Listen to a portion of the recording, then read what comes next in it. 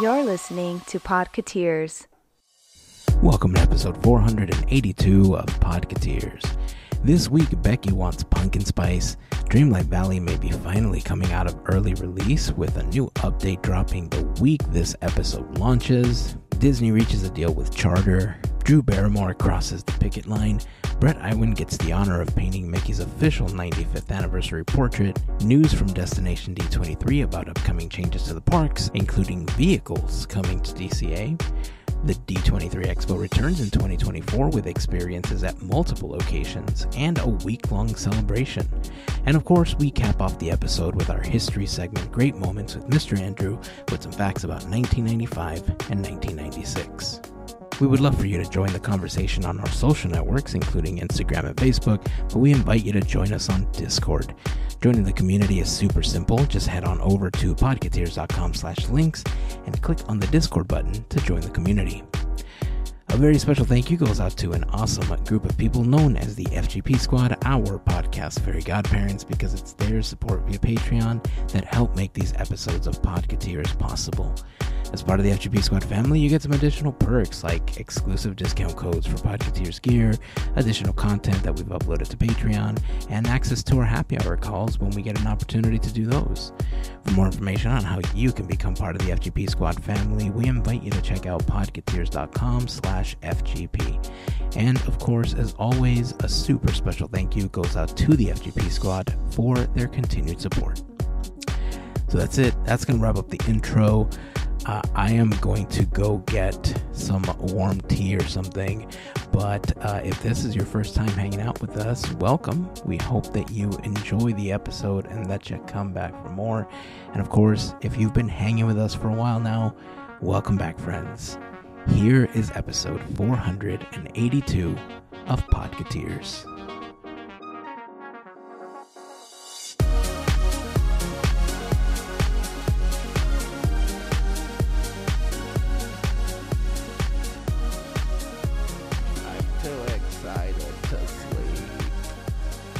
Did you end up getting your pumpkin spice drink last week? Well, I did not get, I don't really like pumpkin spice that much. I like pumpkin spice, but I don't really like But Andrew spice. doesn't like pumpkin spice. Andrew doesn't, like, I like pumpkin pie, and like pumpkin flavored things, like a nice, they like make these roll things. It's like a cakey roll, you know, these like cake roll, and there's like pumpkin and with like cream cheese icing in the middle, or it's like rolled up. Familiar. Some sort of Swiss roll, kind of like a big giant little Swiss roll. Debbie's sort of giant. It's like it's like big. It's like the size of a loaf of bread.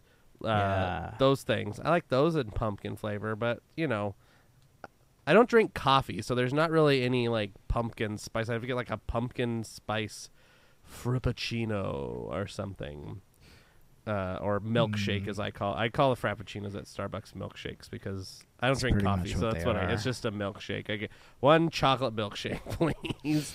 They look at me funny when I say it, but they get what I'm saying. That's funny. So, did we ever name your pumpkin spice character? No, but the pumpkin spice character's name is Becky. Oh, geez. Becky loves pumpkin spice. Becky and Dashian. What? We're just gonna mix Andrew and Kardashian. Just call her Becky and Dashian. First name Becky, last name Andasian. There you go. Perfect. Yeah. Becky loves pumpkin spice. The most vocal fry everybody anybody has. It's ridiculous. I could do this all day, but I know. It doesn't hurt my voice. It's like one of the few voices that like doesn't hurt my voice to do. Like, you know, I could do a pirate voice, but that starts hurting after like a minute.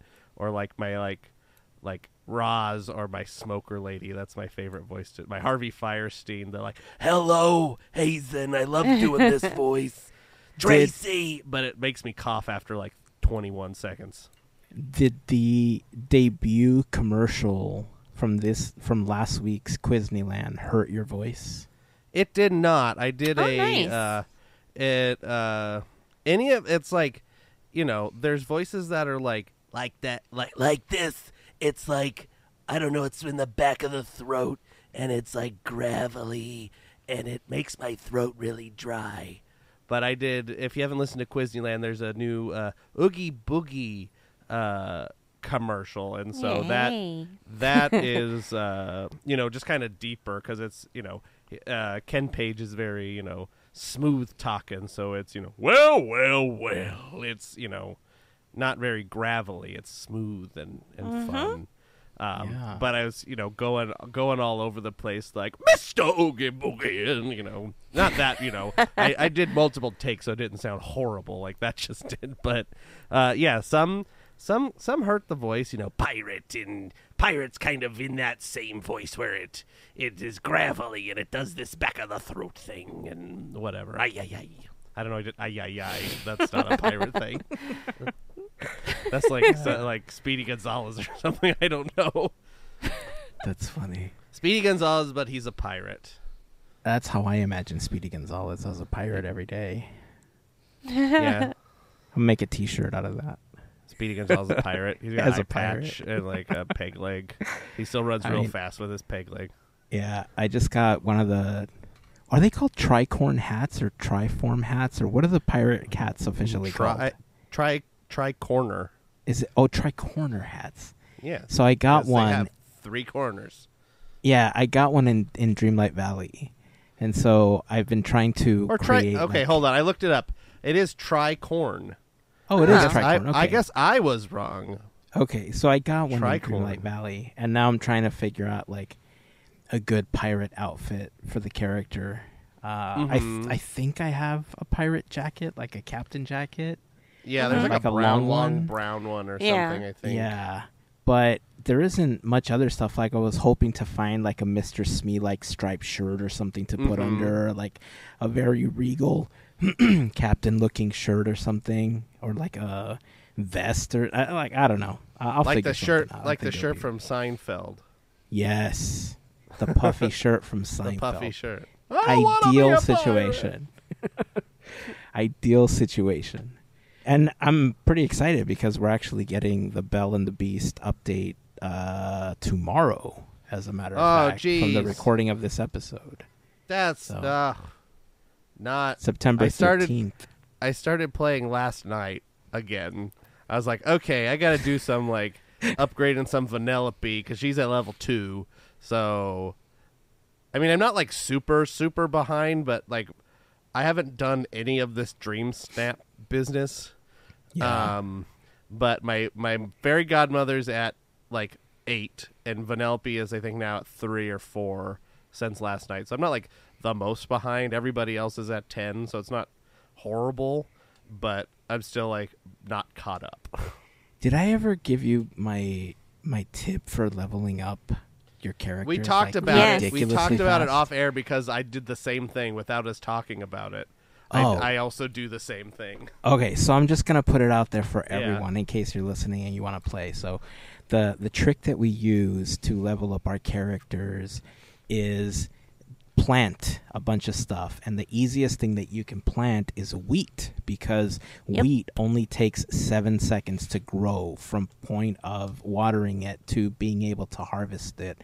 So what you do is you take your character, you hang out with them, and then you do everything with them. You dig the holes, you plant, you water, you harvest with them. And if you do that, and you already have some other gardeners, you will level them up ridiculously fast. I know Fairy Godmother, I think I leveled her up to 10 in maybe like 2 hours, 3 hours maybe. Yeah, and I was able to get through that super quick. Vanellope, I enjoyed the quest a little bit more. Like I wasn't in a huge rush because I actually enjoyed the quest for Vanellope. A sugar rush, exactly. And for Belle and the Beast, I don't think I'm going to rush through leveling them up because at this point I'm kind of done with a lot of other stuff in the game. I don't need to hurry. The content recording is kind of on hold right now, so I'm just going to enjoy the game on my second account and then go back to recording whenever I can. But yeah, I mean, we're getting an update, a new realm. We're getting some enhancements. We're getting a few new features. We'll talk about all that stuff in next week's episode once we get an opportunity to play. But I'm excited because the Forgotten is getting a new quest. I'm hoping they finally give us an answer to Skull Rock in this coming update. So it's exciting. Halloween Star Path. Yeah. That's coming. They got that like vomiting fountain from Nightmare Before Christmas coming. Take my money. They got some good stuff. Like I hate to say it, yeah, but I when Mel sent us that image about some of the new stuff that they're going to be adding to the game, the first thing I thought was, man, I don't have enough moonstones for this. Now I have to spend real world money. Right. But some of it's worth it, though. Some of that Halloween stuff, I'm totally down for. Hopefully, most of it's in the Star Path, the actual Star Path, as Hopefully. opposed to like the Dream Shop or whatever that flip. Don't jinx it. Yeah, they're gonna just like, okay, here's a haunted mansion exterior house, but it's in the it's in the thing. I'd buy that one. I'd buy it too. Yeah, I'd buy it too. That's why I'm saying that. I think this is going to be the first time. I think this is going to be the first time I'm going to have to spend real world money outside of buying the game to play in early access. Which, by the way, I think the game is officially coming out of early access now because they talked about releasing physical copies, digital copies. Yeah, it's just like you can buy it in store because it comes with like a blanket or something.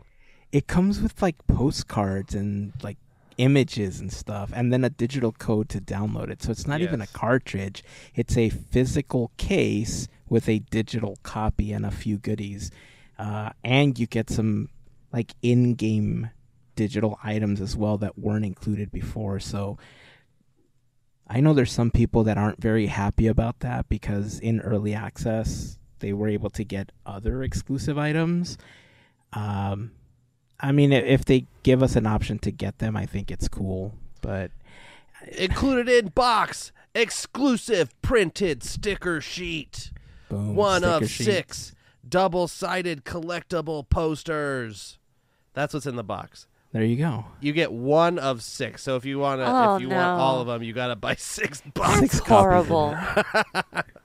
And in the bonus content, 14,500 moonstones, a cottage-style house, exclusive Cheshire Cat sweater, and exclusive Raccoon Companion skins. Yeah. I don't know. Is it I think that's 14,000? 14,500 moonstones. Okay. And it's $50. I mean, it's basically... You're basically spending the money on the moonstones because I think it's $45 for that amount of moonstones in the game. So the extra $5 or $6 or whatever else you're spending is on the additional, like the 1 postcard you're getting and the physical case and the fact that it had to be stored at a GameStop or at Best Buy or something. Oh, and the stickers. Don't forget about the stickers. The stickers. Yes. There's a the sticker. Stickers. I have stickers. to, like, the picture of the stickers is really small, so I'm trying to see if I can zoom in and see what it is. It looks like there's a Wally, a Scar, a Stitch, a Mickey Mouse, Remy, Star Command logo, Dreamlight kind of like star things, and there's 2 that I can't tell. One's like, I don't know. There's 2 that I can't tell, but they kind of just look like they're the what do they call it? The stickers you can put on your shirt. Oh, I want to call them decals, but they're not decals. No, in the game they call them motifs. Motifs. Yeah. They look like they're just stickers. Oh, one's Scrooge McDuck. Is he angry Scrooge or happy Scrooge? He looks like he's like happy Scrooge with a big coin behind him. Okay. Of course. They look like, because the one I recognize is like the Mickey Mouse with like it's like a yellow circle, an orange circle, and then a red circle behind him. It's definitely one of the motifs. Definitely a motif. I've made a shirt with that design, yes. Yeah, so I think that's what all of them are, except for the Dreamlight Valley one is the only one I don't recognize. Like, it's like the couple of stars. Anyway, yeah. I also don't like that you get raccoon skins. I think that's weird. Yeah. The animals are the weirdest part. Anyway, we'll talk about it more next week. Red raccoon with a necktie. With a necktie, I mean, hey. He has a necktie and then a purple raccoon with a bow tie. He's a posh raccoon. Wait, bow ties are angry. Cool. Bow ties are cool. Anyway, and a blue raccoon with glasses. I mean, this is a very office attire raccoon set. Yeah. And a green raccoon with a pocket protector. Nice. I wouldn't put it past them. And kids' tickets are just $5. After 5 p.m. on Sundays. I don't know if anybody gets that reference or not. At least the commercials used to play up here. It was for Monster Jam. Yeah, and we get it here in Anaheim. Are the kids' tickets just $5? Yes. Because that's okay. Because that's the only thing I remember about the Monster Jam. Like, come see Gravedigger at Arco Arena, and kids' tickets are just $5. And they sounded just like that. we get Monster Jam at Anaheim Stadium. I don't think they've had Monster Jam since they rebuilt the stadium or the arena, because they used to have it at Arco, which was where the Kings played. And then they changed the name of that 5 times, and then they built the new one, which is the Golden One Center or whatever the heck it's called. And I don't know if they've had, because now they keep getting big concerts in there. They don't need to do Monster Jam, lowly Monster Jam, when they can have fancy concert people. I can tell you, sir, that Monster Jam is coming back to Anaheim on November 11th, 2023. Oh, do I know that because I have tickets? No. All right. I just went on their website and found them. Monster Jam Sacramento at the Golden One Center, January 27th and 28th. Boom. Hold on. Oh, that's funny. They're going to be in Anaheim January 20th and 21st of next year. So they leave there and then they drive up here. Yeah, but listen to this crazy schedule, okay. though. Anaheim 20 and 21, February 3rd and 4th, February 17th and 18th. They love Monster Jam in there, I guess. Yeah, but it's got to be different trucks, though, because in between the January, the 20th, they're going to be in Baltimore, Maryland, the 19th and through the 21st. So it has to be different trucks. Yeah. Because it overlaps in Anaheim. Or get this, they're the same trucks or different skins. They're all different trucks, but they have the same skins on them. They have different drivers. It's like the Blue Man Group. There's 45 of them. Blue Men. Yeah, there's 4 of them on tour. 3 are on stage. One's just a backup, and then they What are you talking about, Andrew? There's only 3 of those guys. Ever. Only 3. They're only always 3. They just fly back and forth between Vegas and Florida, and they might even teleport there. I mean, why are they blue? Magic. I don't know. See, here's they're the thing. magic. I went on the Monster Jam to buy the tickets, and kids' tickets are not $5, so I don't know if that's over anymore. Maybe you need a Coke can. Oh yes, bring your empty Coke can. I was like going to Six Flags. Bring a Coke can, you get in for free. And I'm like, what bad? How bad is it at Six Flags that you could bring in a Coke can and get in for free? You can find that on the ground. Yeah. Hey, whatever works. Did you ever go to any of the Disney on Ice shows? No. I did. I think when I was a kid, I went to one. It was like a Hercules one. I remember because I got they had like the cup, that what is it? Payne has in the movie where it's like the Hercules cup, and it's kind of I got one of those. I don't have it anymore, but I remember getting it. Interesting. I remember going to one. I don't remember if it was like a Toy Story theme. Or if it was just like a general character one, but... Aha, here it is. I could buy it on eBay. Ooh, I remember this too. Sorry, I'm interrupting. There's a Pegasus cup that you could get an icy in. I remember that too. Anyway, continue. Sorry, I was on eBay. No, that was it. I was just trying to remember which show it was. I want to say that it was like heavily Toy Story themed. I want to say that we also took our kids to one. Maybe that's the last one I remember, because we took our kids to the Toy Story one, while our oldest son would have been able to go to that one. I'm gonna see if I have photos or something of that. If anybody has this blue plastic Hercules cup and they want to mail it to me, let me know. Yeah. I can buy one on eBay for $20. Oh, and you know what? This one says it's from McDonald's. Manufactured for McD Corp.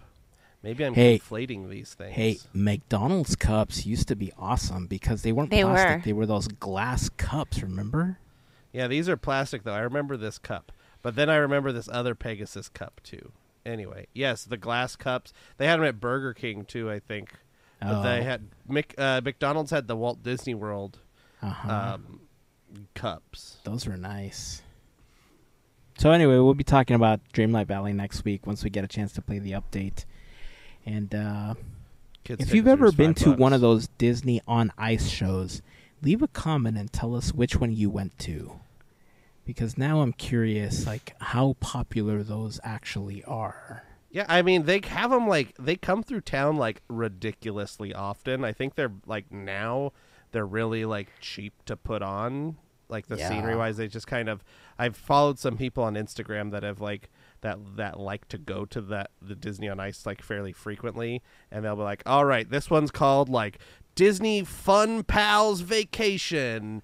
And then the other one's called Disney Fun at the Vacation Pals. And, like, they're just all weird, jumbled. Disney's Magic of Wishing Treasures and Disney's Treasures of the Wish.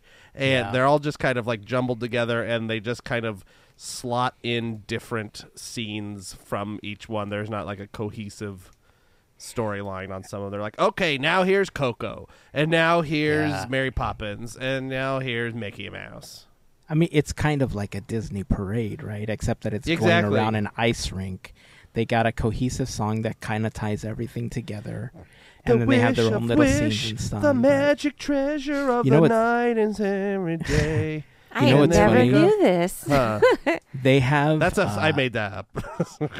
They have two shows called Into the Magic and Magic in the Stars that are on ice shows. And they're... like the font and the way that the logo is set up looks like a deck of Lorcana. And so when I see it, like, I was reminded of it because I got an email. The only reason it was on, like, top of mind was because I got an email saying that they're coming to the Honda Center. And I think they're coming to Crypto Arena, like, early December or something like that. Beg pardon? So, Crypto Arena? Oh, yeah. Staples Center's not Staples Center anymore, man. It's Crypto or Crypto.com Arena. Oh, yeah. That's stupid. Yeah. I guess Crypto has more money than the office supply store Staples. I mean, that makes sense, but still. Yeah. I mean, for anyone that thought cryptocurrency was a fad, hey, there's an arena, so it has at least that much money. Yeah, well, here's the thing. Right. When Arco stopped sponsoring the arena here, it became Power Balance Pavilion. And I don't know if you know what Power Balance was, but it was a scam.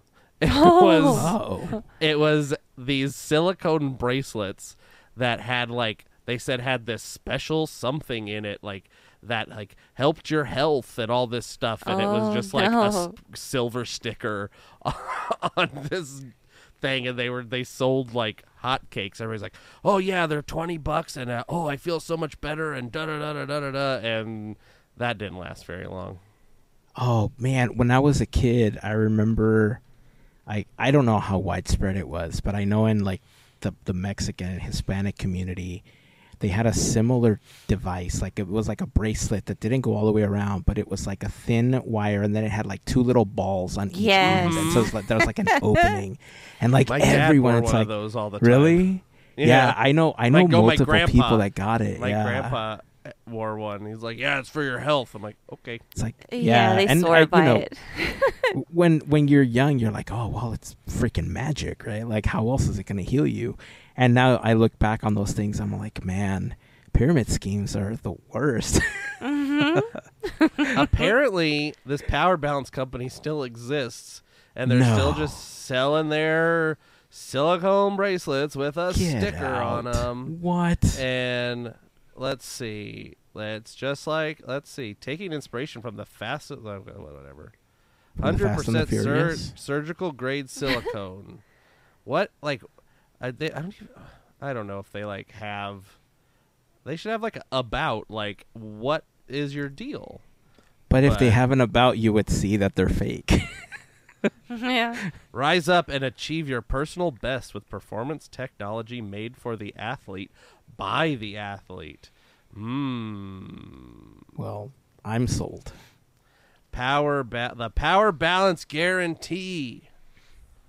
What is their guarantee? 30-day money.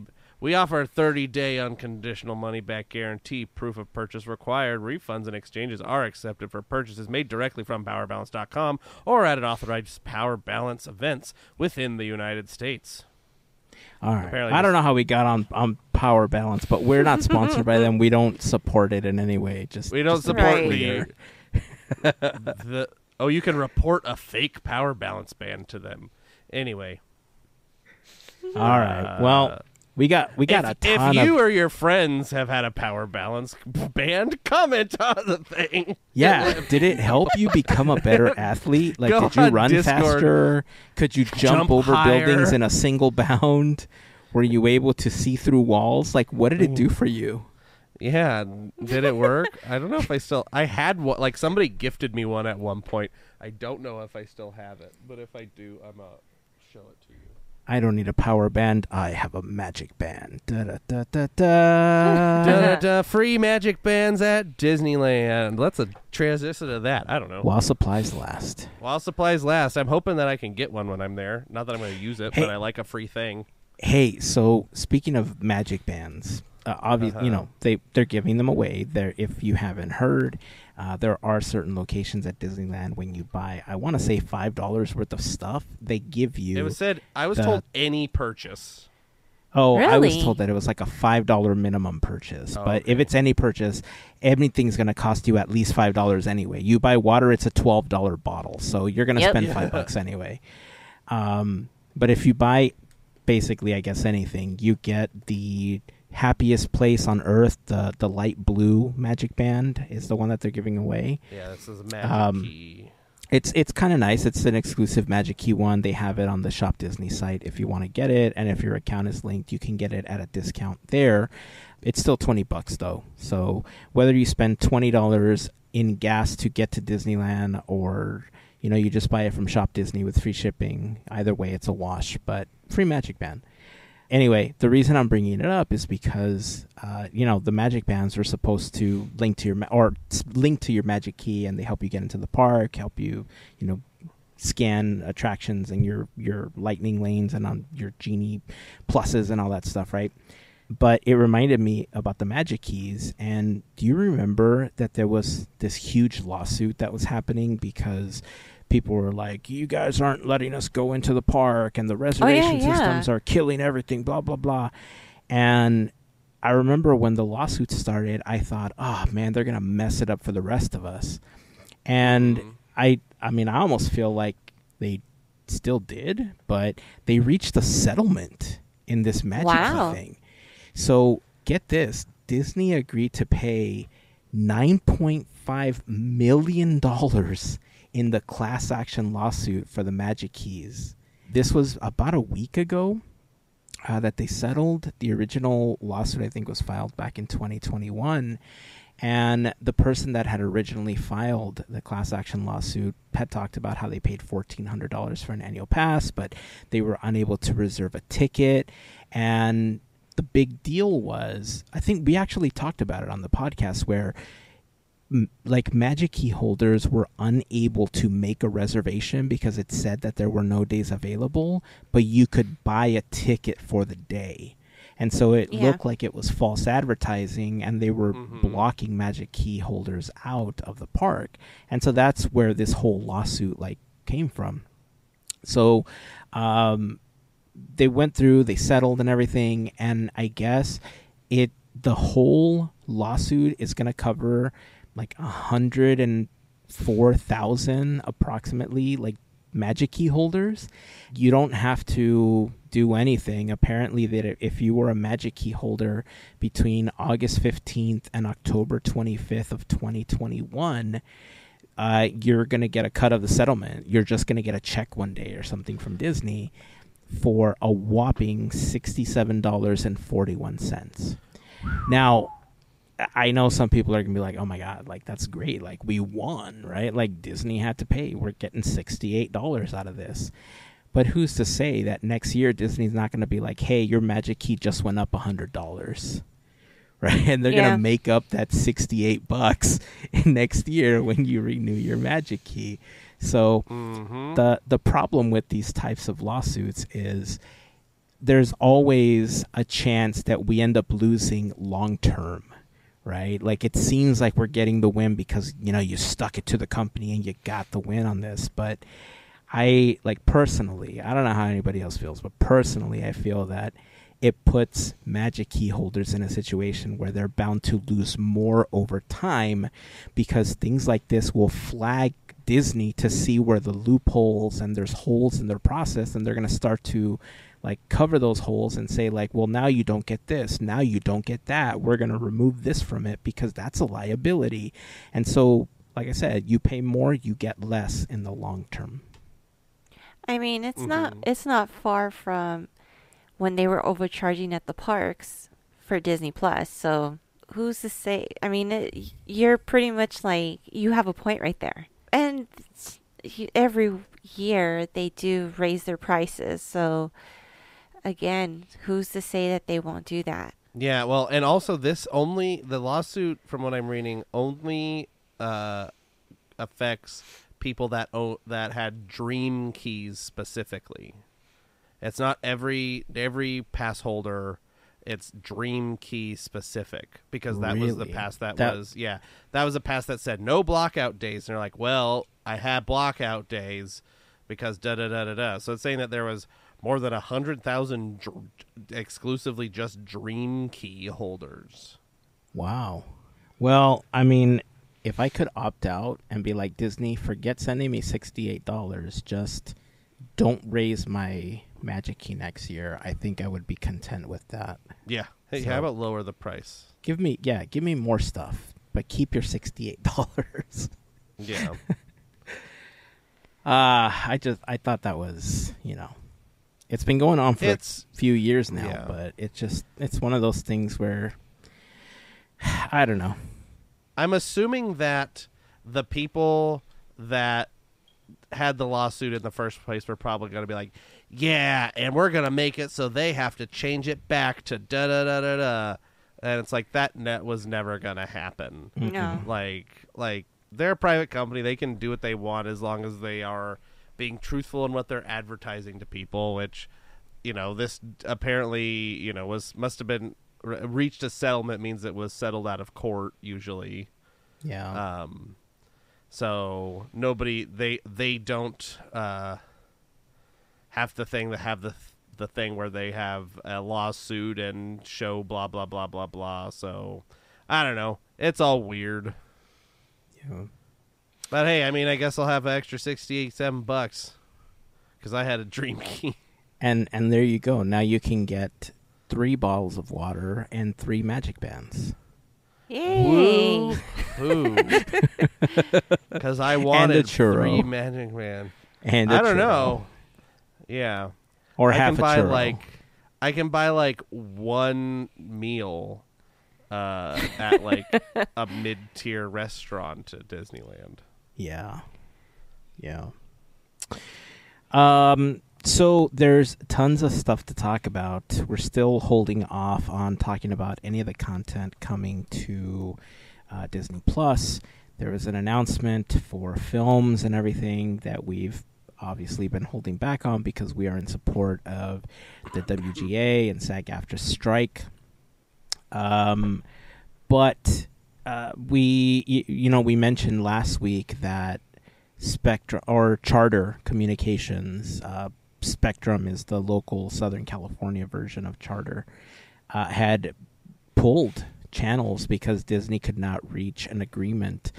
And we thought, well, they're going to settle that one super quickly, you know, because it's ironic that Bob Iger's like, well, I'm going to do what the strikers are doing, and I'm going to take my stuff, take my ball, and go home. Apparently they settled. They found common ground, and that has already been fixed. So it seems like they can make a deal, and they did it in a week. And the writer's strike's still going on. Right. But that needs to be solved because, listen, I know we're not supposed to talk about it, but there is a Star Wars property on Disney Plus where there's stuff happening, and I want to be able to talk about it. So, Disney, get on that. We want to talk about it. Right. But yeah, we're still in support. Apparently, Drew Barrymore is not. You know, Drew Barrymore has been a part of, you know, Disney projects in the past, and it was surprising to see her essentially bringing her show back. The clause that she was supposedly bringing her show back under is that, you know, like news shows are not part of the strike because they're delivering like news content, right? It's not like a talk show or anything like that. They're like a separate contract. Yeah. The news is a their contract is up next year, right? The news organizations. Yeah. And Drew Barrymore essentially slotted herself as a news show instead of a daytime talk show because she delivers news, and she changed her set to look like a news set. So apparently that was enough for her to bring her show back without her writers, by the way. And listen, I understand. Like they have an entire staff of people suffering, but so do all the other late night shows, all the other daytime shows who aren't crossing the picket line. And this, I feel, is going to set a really bad precedent where if they can put on a show that people are going to continue to watch, these major studios are going to say, well, I guess we didn't need the writers to begin with. And the strike is either going to continue or we're not going to see any change. So the fact that, you know, Drew Barrymore's been in the business for a really long time. So the fact that she went and crossed the picket line like this, and so blatantly too, it's so confusing because her show is like, it's harbored so much goodwill by bringing on guests and providing this safe space for guests to talk about Hollywood as an industry and the way that they've been done wrong by the industry. And then honestly, I don't watch daytime talk shows, but I saw a clip with Jeanette McCurdy, who had been on Nickelodeon and stuff, and that, you know, brought other clips and stuff. And so these clips that I had seen like on TikTok and everything, like it felt like a really nice place for people to go, and it was like a public therapy session basically, right? And like I feel like all this good work that she's done is just gonna go to waste now because people are gonna see her as a scab. Yeah, it's pretty bad. Excuse me. It's pretty bad for her to do that, and not just only being seen as a scab, but she's also a businesswoman who owns a beauty line. So people are already starting to like boycott and not support her. So this is just not good. And it kind of stinks coming from like a family. I mean, her family comes from theater. It's like, why would you do that? You know, why? I guess she's got her reasons. It's kind of sad. You know. Yeah.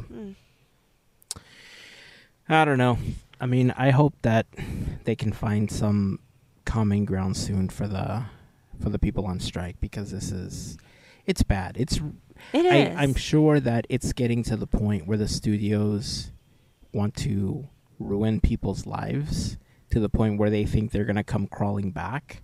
But I feel like there's enough momentum with the writer's strike where the writers might just say, you know what, I'll go do something else.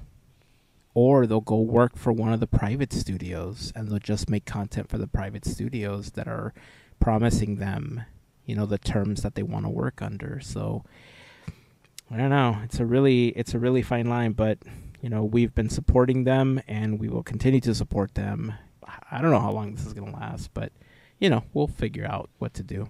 We've been doing it this long. We can keep going. It's easy peasy. Right. There's theme parks to talk about. There sure is. And there's quite a bit to talk about, actually, because Destination D23 happened on the East Coast this weekend. There was tons of announcements. We're going to be getting into those in a moment, but I want to send a quick congratulations out to Bret Iwan. Bret Iwan, as many of you know, is the voice of Mickey Mouse. And Bret Iwan had the honor of painting the official Mickey Mouse portrait for the 95th anniversary, or for Mickey's 95th birthday. Imagine having the honor of painting an official Mickey portrait when the legacy of those portraits is mainly Disney legend John Hench.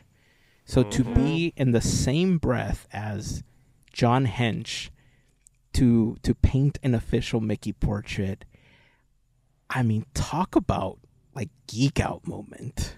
Yeah, iconic. And not just that, he voices Mickey. It's like, what? How do you top that? Like, that's pretty cool. And his painting is really good.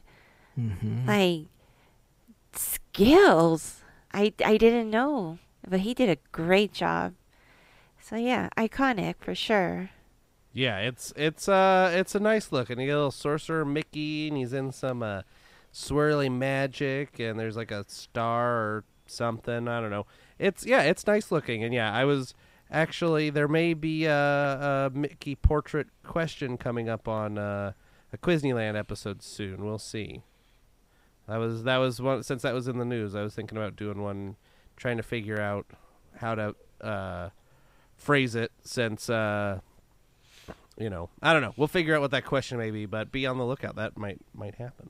Was there a portrait for the 85th and 90th anniversaries? I don't believe so. They just I think they happen whenever they feel like it. That's kind of what it feels like, right? I was doing a little bit of looking, and they're like, okay, they did one. So they did one for Mickey's 25th, 50th, 60th, 70th, 75th, 80. Yeah, and then the 75th. 75th was the last time John Hench did it, right? And then yes, for the 80th is when. So the TLDR version of the story is that back in the 50s, Walt had talked to all of the artists and they said, hey, we want you to submit your artwork for this contest that we're doing. And John Hench ended up winning the contest with an oil painting that he had done of Mickey Mouse, and that's kind of where the first official portrait of Mickey Mouse came to be. It was like 52 or 53. And 53. It's 53. And so 25 years later is when they finally did the next one, right? And so right after that, they did one for the 60th, like Andrew said, 70, 75. And then when they got to the 80th anniversary, they did another contest. And I don't remember his name. But it was one of the art directors. Paul Felix. He was an art director for Disney who ended up winning the contest. So he became the official artist. And Bret Iwan's portrait is the 95th anniversary portrait. At this point, more than likely, I feel like Bret Iwan might do the 100th anniversary one as well. Yeah. It feels like that's going to happen.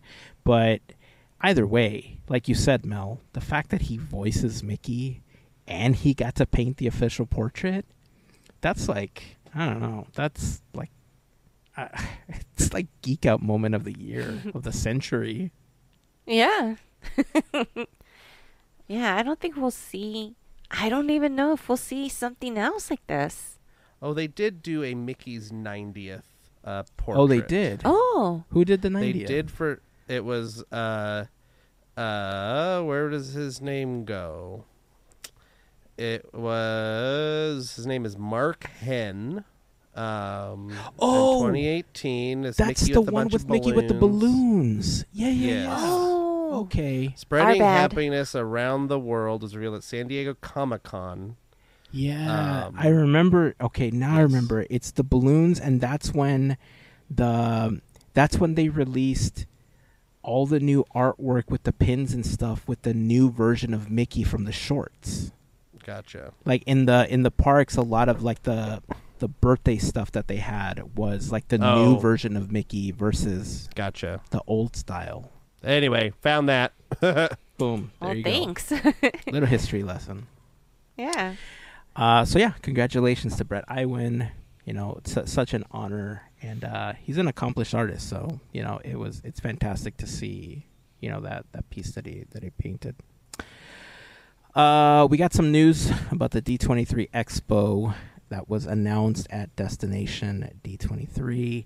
But before we get into that, I do want to remind you that this episode of Podketeers is brought to you by a fantastic group of listeners known as the FGP Squad, our podcast Fairy Godparents, because it's their support via Patreon that help make these episodes of Podketeers possible. For more information on how you can become part of the FGP Squad family, we invite you to go to podketeers.com/FGP for more information. There you will find a list of some of our top contributors, a link to our Patreon, a little bit of information about what the FGP Squad is all about. But of course, if you have any questions, feel free to reach out. We'll be happy to answer any questions that you might have. But being a part of the FGP Squad family gets you some additional perks like access to discount codes for Podketeers gear, random giveaways, access to our happy hour calls whenever we have an opportunity to do those. There's additional content that we've uploaded to Patreon. So if you're interested, again, podketeers.com/FGP is where you will find more information. But of course, to all of the members of the FGP Squad, we just want to send a huge thank you for your continued support. So, Destination D23 happened. It's kind of like a mini D23 Expo. There's a lot of announcements that happened. I have a list of bullet points for us to go through, and we'll just kind of comment on each one as you know, as I list them through. A lot of this stuff are items that we kind of knew were happening already because they announced them at the D23 Expo, either at the last one, or we knew that they were projects that were previously announced. So a lot of them were more updates about when they're opening, and you know, some that are reaching completion at this point. The first one is cast previews are happening at Hong Kong Disneyland for the World of Frozen, the Arendelle area, which is going to be opening at that park. It looks like the official opening date is November 20th, and I have to admit that the roller coaster that they have in that area, it feels like, it looks like it's very Seven Dwarfs Mine Train, but like the theming looks amazing. Like, I love it. Yeah, kind of giving like almost like Ode de Matterhorn or something, but also Seven Dwarfs Mine Train. It seems very cool because it's I think it's Wandering Oaken's Sliding Sleighs, I think is the name of that. So it's kind of a sleigh type thing. But yeah, it looks cool. Yeah, if it's like Seven Dwarfs Mine Train, then I'm okay to go on it because I'm a chicken. But more importantly, you won't come off with like a broken back like you would on the Matterhorn. Yes. That's true. That's always a plus. There's a video. It was like a TikTok or Instagram reel or whatever, and it says like riding the Matterhorn when you're over 30, and it was the video of that cop going down that slide. Oh, where he's like, have you seen that? Where he's like, bang, bang, bang, bang, bang, bang. Oh. Yes, like that's pretty much it. It's funny.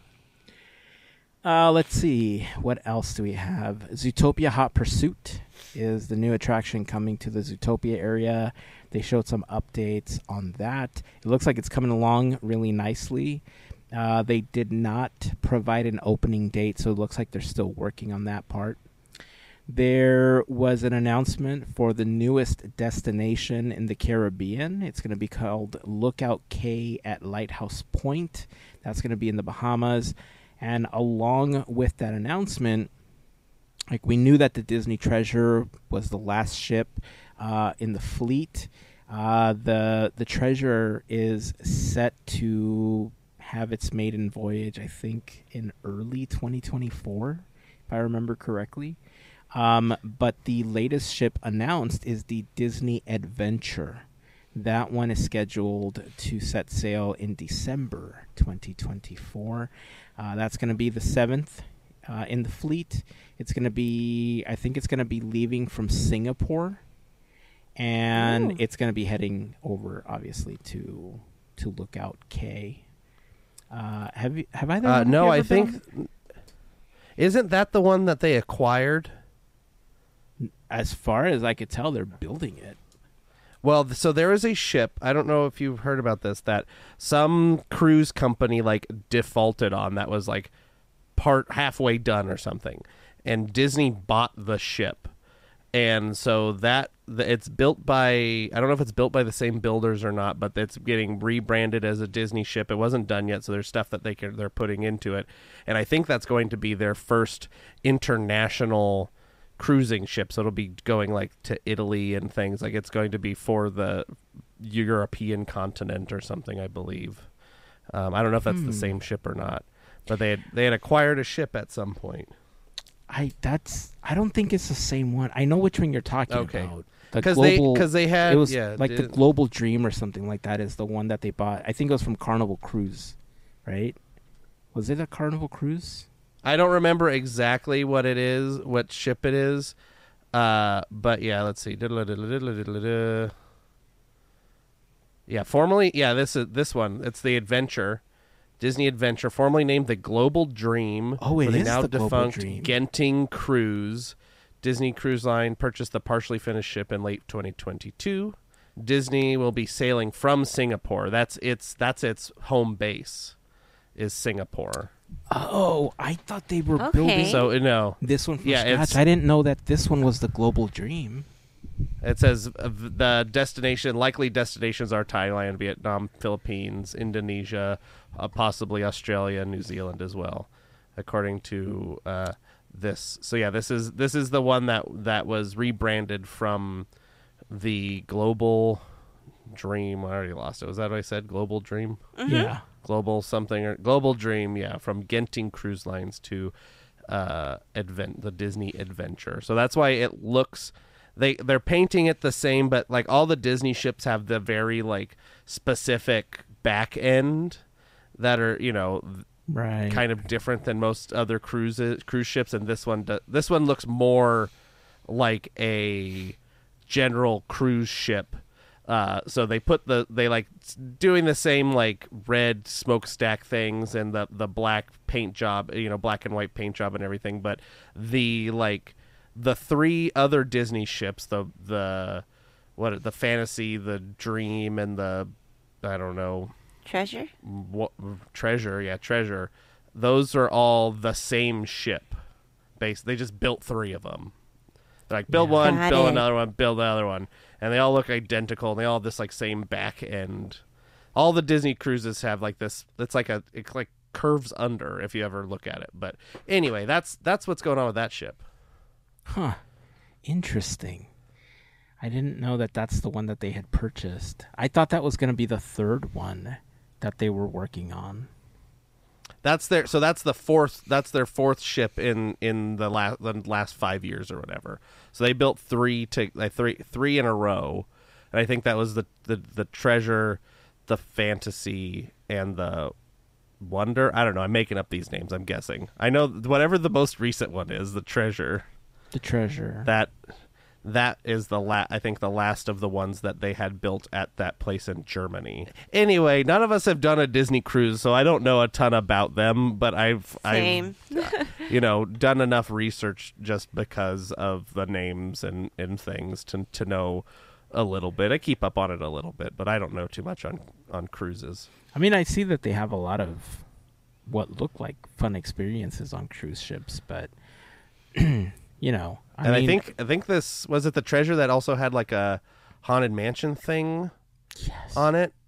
Yes. Yeah. See, they're doing cool stuff. Yeah, and I mean, if you're interested, obviously, back when the Galactic Star Cruiser had opened, that was one of the biggest contention points, right? Because the amount that you would be spending on 2 nights or a weekend at the Galactic Star Cruiser is pretty much what you could be spending on a week for a cruise, right? So that's why it was, not received very well by a lot of people. But I mean, I've seen a lot of the concept art for inside of these ships, and it looks marvelous inside. They do such a great job in decorating them. It's very regal, and there's magic experiences everywhere, including the portals. You got like Disney characters popping out of the water and stuff like that as you're like staring out into the ocean. I think they have all these fun little experiences. So you have like full stage shows in some of these. So that's the only place you can see Aladdin Musical Spectacular, my favorite musical of all time. They still have it on 2 of the Disney cruise ships. Mm-hmm. Nice. No longer at the Hyperion, but if you want to go to see, come back. That's where you can go watch it. Should come back. They said what was the thing that they put on the after Rogers closed? They put something on there to like not tease. All things come to an end or something like that. Yeah, something. Not all dead things are actually dead. Sometimes they come out of the ocean frozen and are alive again. Zombie cap confirmed. There you go. Okay, what else would happen at this Destination D thing? We're getting on a 10-minute tangent about cruise ships. Yeah, so there was an announcement that, and I think this is one of the more exciting ones. I believe that FGP Squad member Albert posted this on Discord when it was announced, but Magic Kingdom is getting a Pirates of the Caribbean themed lounge in Adventureland. That is awesome. I saw the little clip of the cast members like running towards the area. Doing the Jack Sparrow run. Yeah. That looked cute. I think we would run like that too if we had one. I mean, that's just how I run in general, but I'm not trying to be Jack Sparrow. That's just what I look like running. He copied you. There you go. I knew it. I knew it looked suspicious. If you could add Pirates of the Caribbean themed lounge to Adventureland here, what would you get rid of? Well, I wouldn't add it to Adventureland. I'd add it to New Orleans Square because that's where it belongs, and I'd put it in. That's true. I'd put it above Pirates of the Caribbean, where there's a thing that only like 5 people can go to. How about there? Okay. And the old Dream Suite. Like that's the best spot for it. Put it there. Nobody can go to that stinking place anyway. It costs $20,000 to do. Like where else? Like people are going to hate me for this, but get rid of the Blue Bayou and make that into the lounge so that you see pirates as you cruise through the lagoon. I like that idea. It would be easier to get into if it was the lounge versus Blue Bayou. Yeah. I don't know about that. I think it would be harder because it's new. Put it on Tom Sawyer Island. To put it on, you got to take a raft, Tom Sawyer Island, knock down that fort that's still back there technically, right? That's still there. It is. Is that still there? Or did they get rid of that? Or did they get rid of that when they shortened the river? There. I can't remember. No, it's still there. It's still there. Because these are for like cast member stuff. Right. And like Phantasmic stuff. Knock that down because it's rotten anyway. And put a lounge back there. You got to take a little boat to get to the lounge. Oh my gosh, that'd be so cool. You got to walk over like a barrel bridge. Ooh. Okay. I like it. Let's see. Country Bear Jamboree is going to be getting like a retheming. There was already, some contention about keeping the Country Bear Jamboree. There were some changes, in recent years to names of the bears and stuff like that. But it looks like now the retheme is going to be they're going to be singing basically a bunch of Disney songs in bluegrass style. So it feels like this is kind of like their last effort to saving the country bears, and I hope it works. I think it's a fun little show, and if they're gonna be just doing Disney music and stuff, and I think it'll be fun. Yeah, I think this is a better thing than losing the Country Bear Jamboree, which was a possibility. The Imagineers trying to save it because it has a lot of old Imagineer ties and old Mark Davis and Albertino and everybody, just like all this stuff. So it's a classic. It's one of the weirder classics that's still around, but if you can save it, I hope they keep the opening song and I hope they keep the closing song, because those are kind of iconic things, but put a bunch of Disney songs in the middle. I think it'll be a good old fun time. It's a winner. It is. Mm-hmm. Chicken dinner. Let's see. What else? At D23, we got a tease for the possible expansion behind Big Thunder. It was mentioned again, but no other details. They just kind of, they kind of teased it, but they didn't really make a big deal. They're like, maybe there's a world of possibilities out there. Maybe we could do something. It's a thing. Yeah. By the way, they mentioned the Hatbox Ghost again because, in November, Walt Disney World is stealing they're getting the Hatbox Ghost in their Haunted Mansion. And, it was announced that the Hatbox Ghost was going to be part of the Endless Hallway. And you mentioned it, Andrew. There was this big, hubbub because people like you thought, wait a second. We thought that the official story of the mansion was that the ghosts come out to socialize after the seance room, right? Leota does her incantation and then boom. Mel had mentioned it at one point. You mentioned it. And, everybody was upset about this. And at this event, they mentioned how this is happening.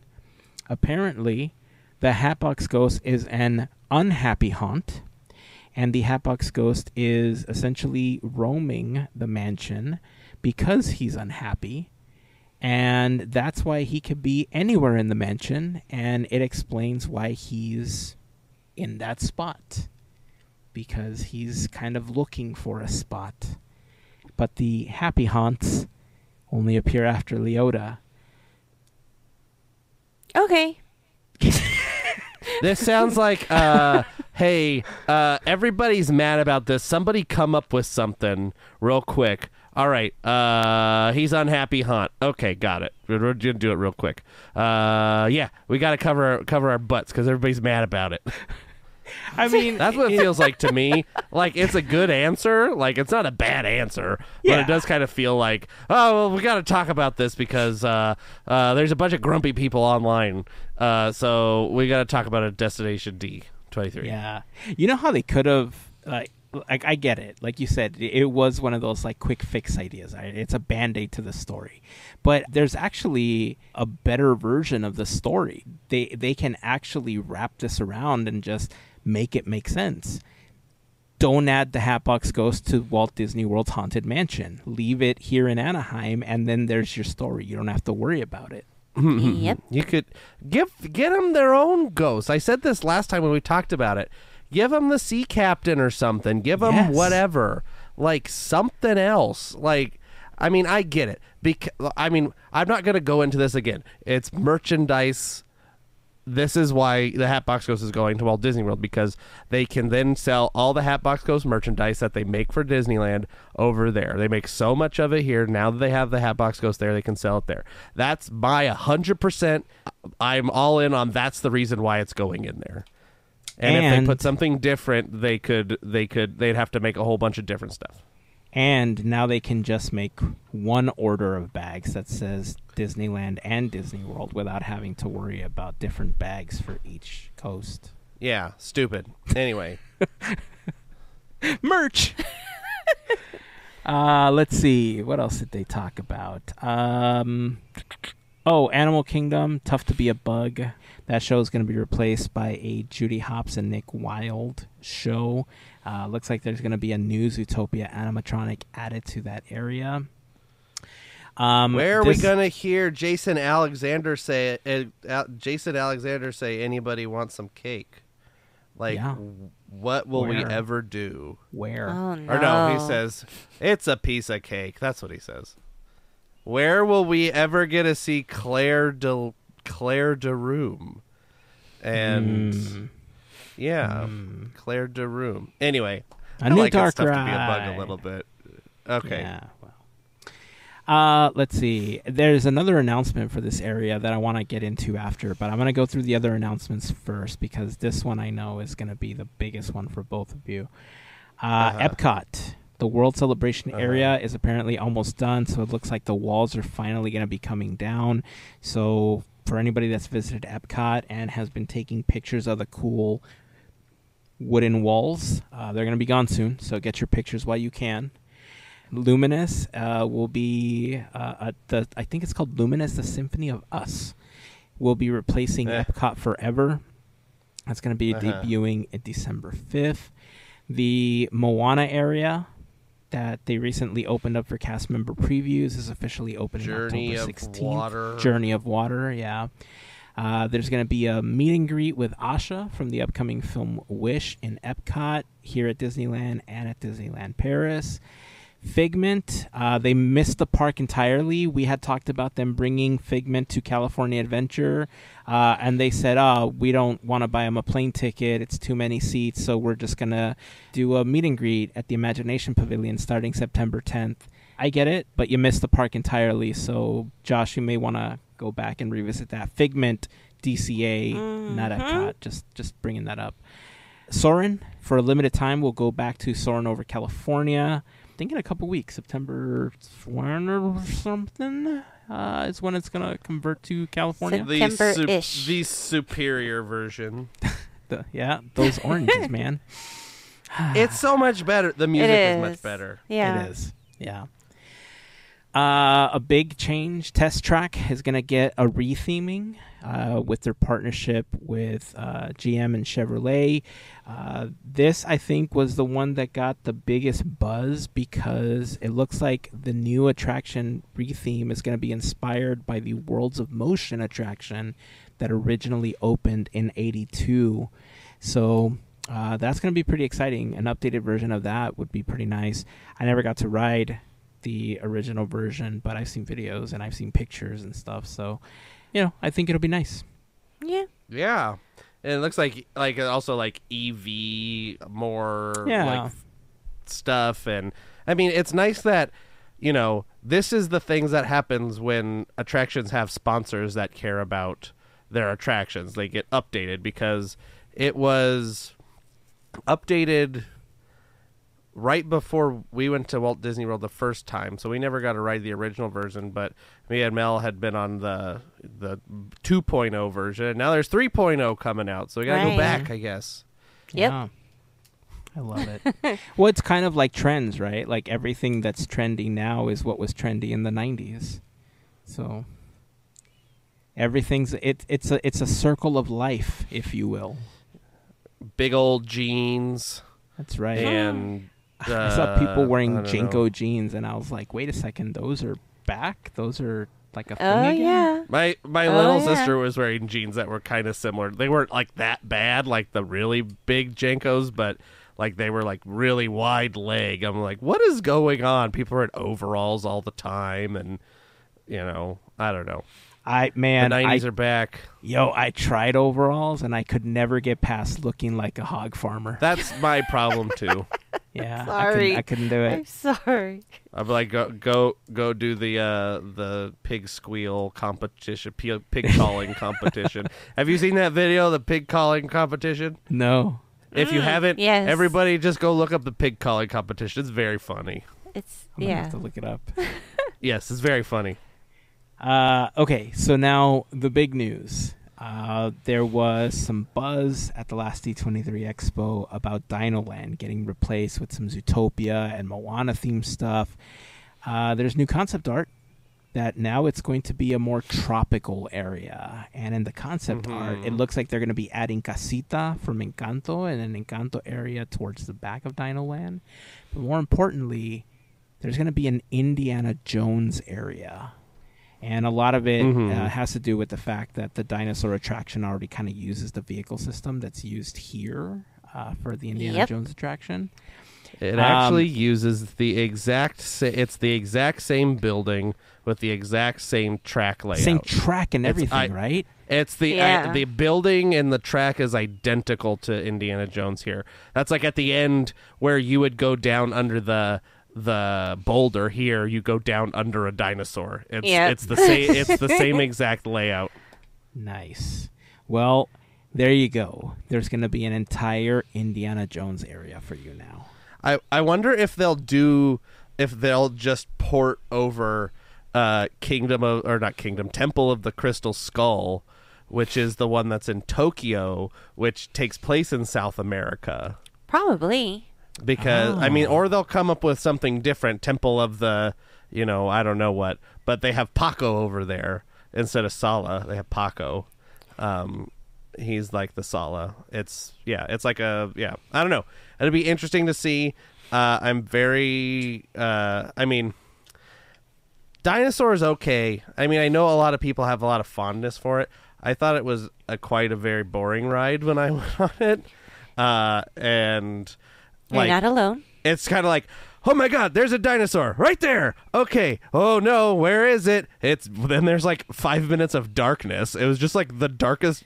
It's like, oh, and a dinosaur. Oh no. Scanners say there's a dinosaur over there. Oh, it's some bushes and some darkness. Like the pre-show is better than the attraction, with the Dr. Seeker and stuff.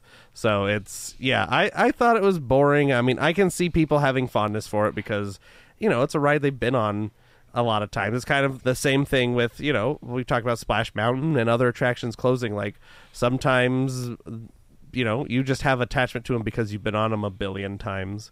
That doesn't necessarily mean they're the best ride on the planet. I will not say that about Indiana Jones is the best ride on the planet, and we should have more Indiana Joneses.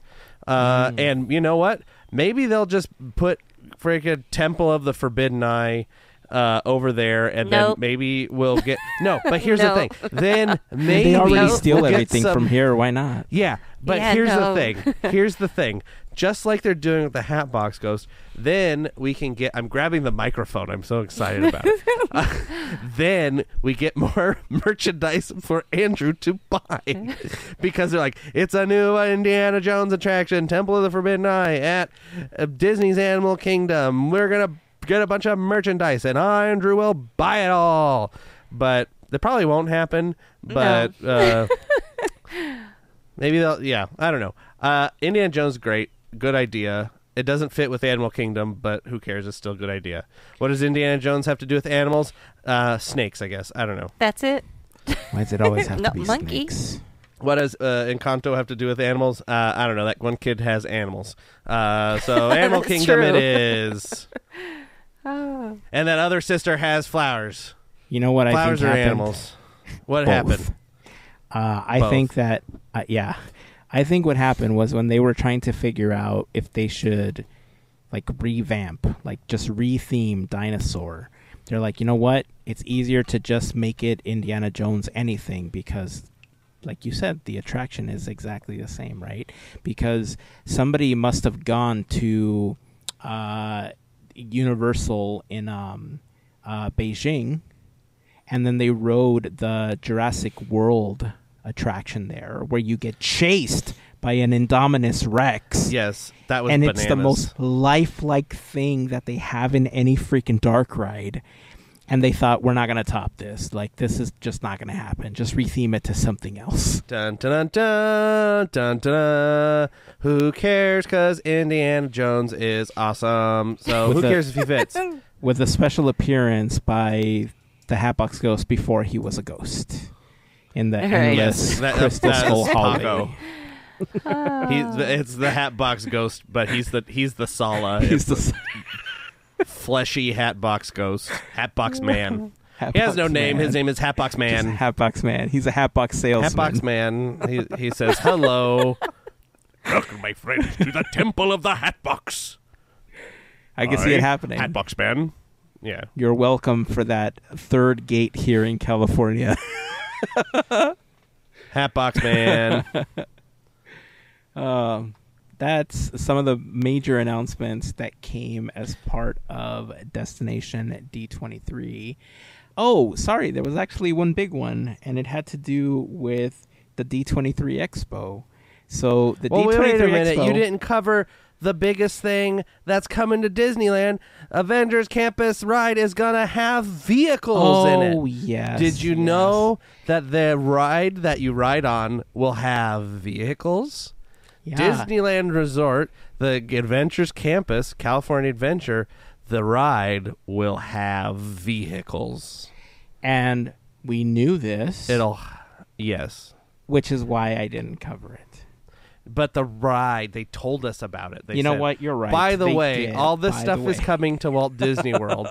By the way, Disneyland's ride is going to have We're still thinking about the this. vehicles you can ride in. You could like, ride in the vehicles in the ride. By the way, the second e-ticket we promised you, we're still thinking about it. It's still on our list. We drew a picture of vehicles. And guess what? They look like all the other trackless vehicles that every other ride has. They fit 12 people, and they're all the same shape, and they're gray, just like all the other ones. So the ride, we have to, it's very important. The ride is going to have vehicles, and there's going to be a meet and greet with that person from that new movie, and that's all they announced for Disneyland. Actually, Man, no. I'm so glad. There's bigger news. We kind of forgot. Yeah, in Tomorrowland. Tomorrowland finally gets a little bit of love. On new trash cans are coming to Tomorrowland. Right. No, what did I miss? Star Tours. Oh, yeah. Star Tours is getting a new scene. There was a lot of sarcasm. Yes. Also, the thing that they always do every time there's a new Star Wars thing, they're also doing that at Walt Disney World and also at Disneyland and all the other places that Star Tours happens. Yeah. But not at, Yeah, but Paris, Walt Disney World, and here are getting new scenes. There will be vehicles. Yeah. Dun, dun, dun. The doors will open, and then you walk in. And then you sit down, and then you take the seatbelt from your right, and then you put it into the thing on your left. Slow down. Wait a second. Pull the yellow tab. Wait a second. Okay. Wait, hold on a second. Hold on. You're going too fast. Are you telling me that the second e-ticket in Avengers Campus is going to have vehicles? This is what I'm talking about. I don't know why they glossed over this. This could have been like a panel all on its own. The vehicles are gonna be there. They fit 12 human people in them. I'm getting really close to the mic. I'm sorry if I'm blowing this out. But 12 humans can fit in the vehicle. They will each get a seatbelt, which will each have a yellow tab to pull on. Wow. And then the doors, they open and they close. They don't just stay open. They also close. And then the vehicle, Melissa is just done with me right now. The vehicle will take you somewhere. Where is that? Maybe to Wakanda, or something to do with King Thanos, or maybe it's somewhere else. We haven't decided because we don't know what this ride is. Right. But there's going to be vehicles. I will say, though, that of all the vehicles, if they gave me the option of having one giant seatbelt for the entire section or row versus an individual seatbelt, as this vehicle will have. Individual seatbelt all the way, man. individual. Yeah, this isn't no Spider-Man where it has one big lap bar that you have to pull down. This isn't no Luigi's Rollickin' Roadsters where there's one big seatbelt you have to swing across both people. This isn't no Haunted Mansion with a big lap bar that comes down. This isn't no Incredicoaster with a big old restraint that comes down over your head. This isn't no silly symphony swings that has like a bar and then like a chain that you have to like clip in. This the most secure vehicle ever. This isn't no Casey Jr. circus train where you go in like a lion cage and it locks. This isn't no willy-nilly It's a Small World with no seatbelts. This isn't no... I can't think of any more. Pirates of the Caribbean, where you're going through the dangerous... It's a Small World. Yeah, but it's more dangerous. I guess it depends on who you ask, right? Are pirates more dangerous, or are singing children? Yeah, I don't know. This isn't no Disneyland Railroad where you sit on a bench that's sideways. This isn't no... Great Moments with Mr. Lincoln, which isn't a ride, it's just a theater, and there's no seatbelts. This isn't no, I don't know. It's going to have seatbelts. Oh, look. What? More news about the D23 Expo. Oh, okay. I was going to say, remember... when we keep saying dreams come we're true. going to have short episodes. We say, maybe we'll do like an hour-long episode. No. And then this is what I do. Nope. I go on a tangent. What was the first thing that I went on a tangent about? Power balance bands. Yes. And then now I'm on a tangent about seatbelts. And I'm very sorry to all you listeners. Seatbelts save lives, man. You know what? Click it or ticket. That's right. That's right. There's no hope with dope. Exactly. Yeah. Drive high, get dun, dun, something. Dun. Jail. Drive high, get DUI. I don't know if that's a thing, but that's probably one. Oh, jeez. Oh, man. You are saying about something about the D23. Let's get off this topic of seatbelts and stuff. D23 Expo, something... So we'll wrap up this talk of all the announcements that were coming up at Destination D23. The biggest one was, at least for me, here in California, where we were going to get, a vehicle in Avengers Campus. Don't get me started again. The biggest news is that the D23 Expo will be coming back in 2024, August 2024 to be exact. Tickets will be going on sale in early 2024, spring. It's now being dubbed D23, the ultimate Disney fan event, which was already kind of what it was called. They just dropped the Expo.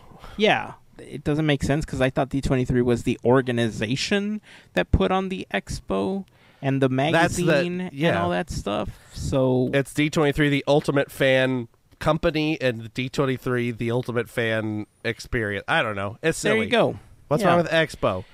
Comic-Con. Con stands for convention. D23 Expo stands for exposition.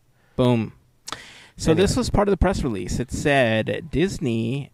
expanded Disney fan experience will feature new and exciting events across multiple locations, including a D23 takeover at the happiest place on Earth, evening entertainment at the Honda Center, D23 Day at Angel Stadium, and much more. Fan favorites, including exhibits, panels, shows, and shopping, will dazzle Disney enthusiasts at the Anaheim Convention Center. Ooh, dazzle. D23, the ultimate Disney fan event, is a one-of-a-kind fan experience like never before, with spectacular shows, new venues, and multiple days of entertainment that will bring together the best of Disney, Pixar, Marvel, Star Wars, and more. Highlights will include Sunday, August 4th, D23 Day at Angel Stadium, where D23 fans are invited to attend the Los Angeles Angels versus New York Mets game. Thursday, August 8th, D23 kickoff celebration at the Disneyland Resort. That's something new that they're doing. Friday, August 9th through Sunday, August 11th.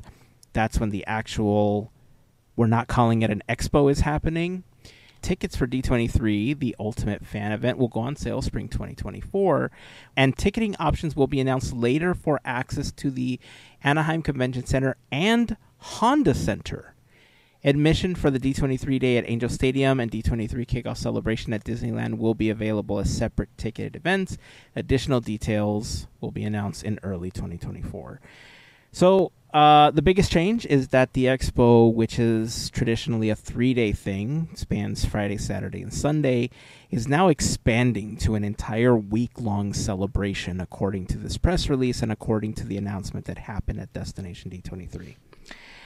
I don't know exactly what's happening, but it looks like they're going to be having some sort of celebration or concert or I don't know what at the Honda Center. But they made it a point to talk about during the presentation. They made it a point to say that, you know, people tend to sleep overnight for these panels and they tend to wait for hours. There's only one that people do that for, and that is the Legend Ceremony, which leads me to believe that the Legend Ceremony may no longer be held in the hall or at the convention center like it has before. I have a feeling that the Disney Legend Ceremony will be the event held at the Honda Center the evening of Friday or Saturday, whenever they decide to do this. It'll probably be Friday night. Your thoughts on now not only having to buy a 3-day or 1-day pass, whatever you think you were going to do for the expo, but now these additional experiences that will be separate ticketed events? Well, I'm not going to Angel Stadium to see a game. Just putting it out there. If you guys know, no, I have no interest. And the Honda Center, I am not paying extra. Let's say it is the Legends Ceremony. Even if it's a concert, absolutely not. I will watch live streams because I'm pretty sure they're going to have that. Since they started with the other expo, the previous one. I mean, I would be fine with just going to the convention center. But yeah, I mean, that's pretty much what I like to do. Be dressed, have fun. Yeah, it'll be interesting to see next year how everything rolls out.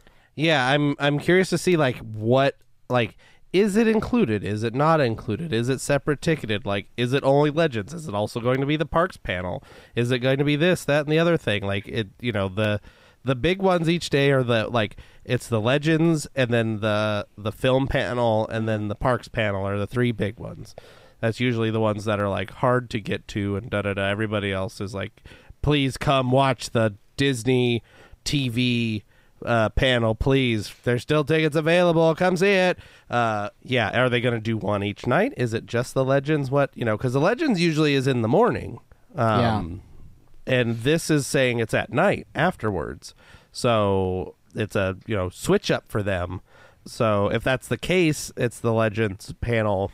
It's going to be interesting to see if it's separate ticketed or not.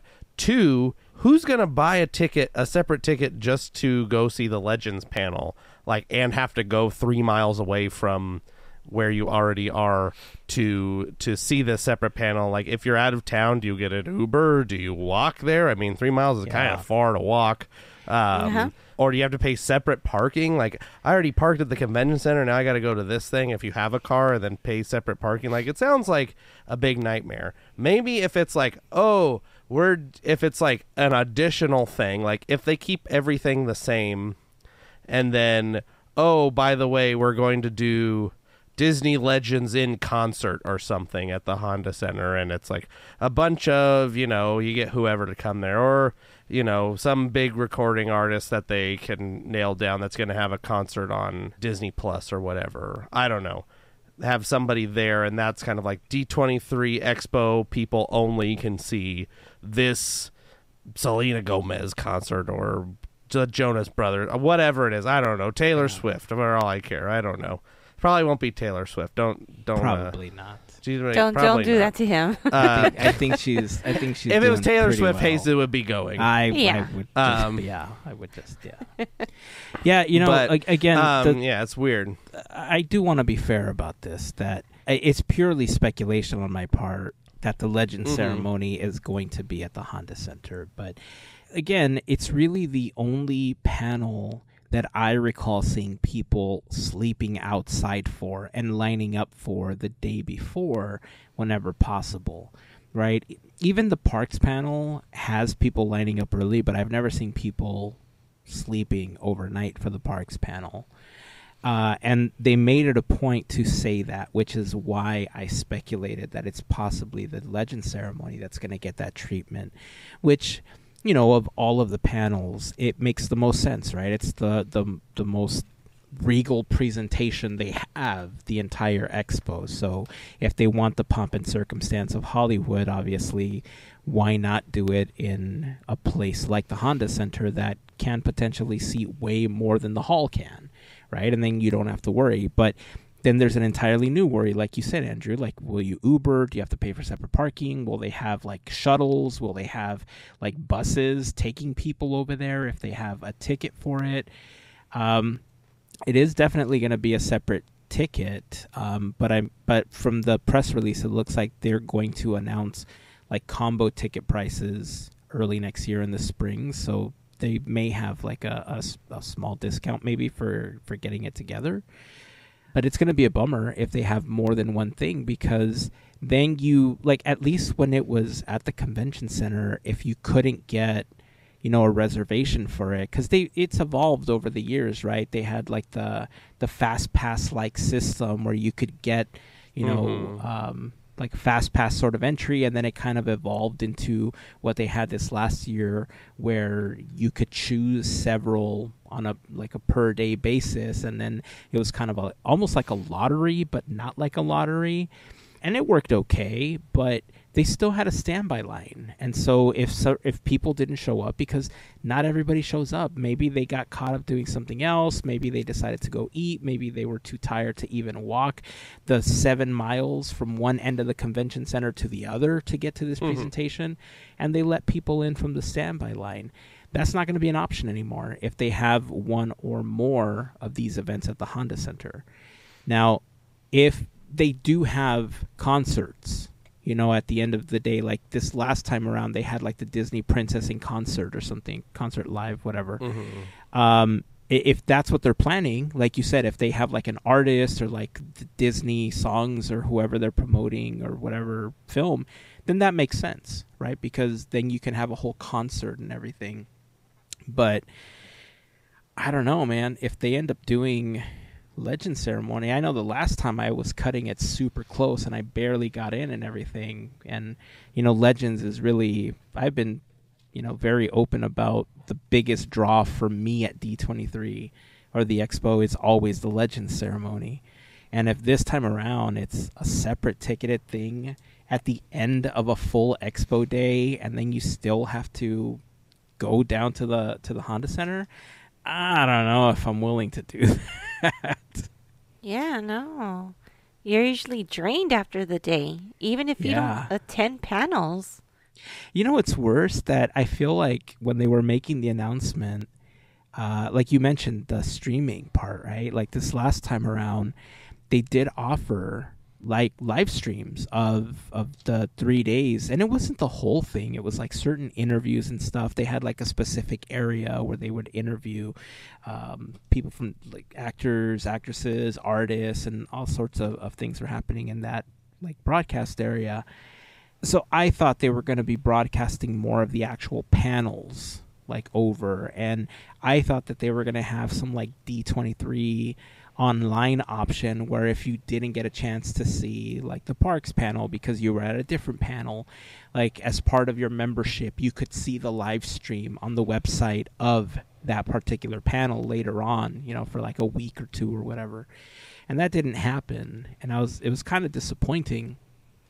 And so when they started talking about this one and the people laying down and camping overnight, I thought, oh, here it is. This is the announcement. They're going to stream the whole thing for the people that are out of state and can't make it, you know, to see it.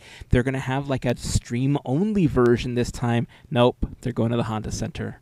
They're just making it more frustrating to travel between the different things you want to see now. Who knows? It sounds like a nightmare. Every year they change something. It's every year something's different. So why not this year also be different? Why not? So we'll see. It's always fun and it's always annoying, and we'll see what happens, I guess, is the term of the century. We'll see what happens. There you go.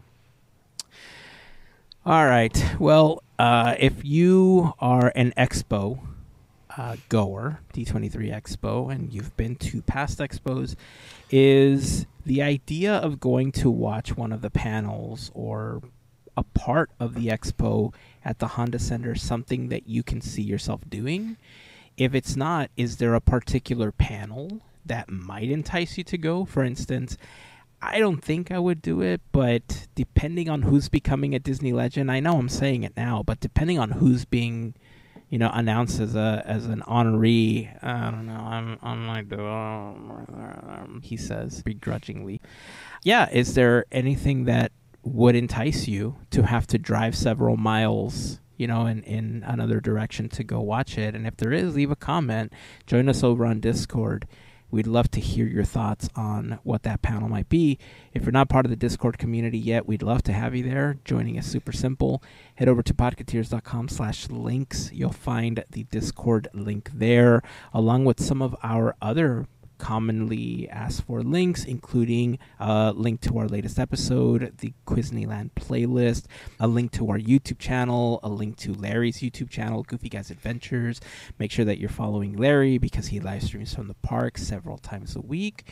Whenever we have things going on like fundraising, we have links to the things that we're doing for fundraising on that page as well. So podketeers.com/links is where you will find all of that. Mr. Andrew. Yes. I believe it's time to start wrapping up the podcast, and as we have been doing to celebrate the 100 years of wonder of the Disney Company, I believe this time around you will be covering the years 1995 and 6, correct? That is correct. Fantastic. So over to you, the great Mr. Andrew. All right. Hello. Welcome again to Great Moments with me, Mr. Andrew. 1995 and 1996 are the years, as we said. We won't be covering any film or TV media for, in solidarity with the strike.